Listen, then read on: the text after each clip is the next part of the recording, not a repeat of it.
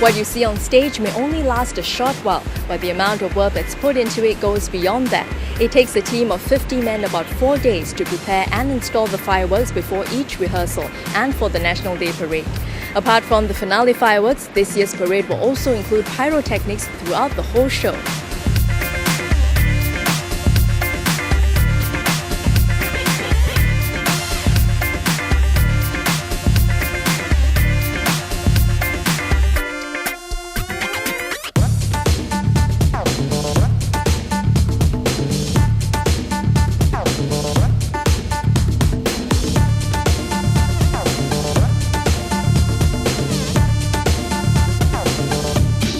Topmost consideration for us would be definitely safety for the audience and the performer.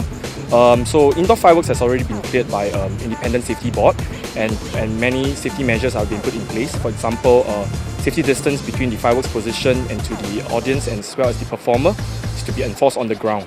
On top of that, we also do air quality measurement and sound level tests to make sure that everything is safe for everyone.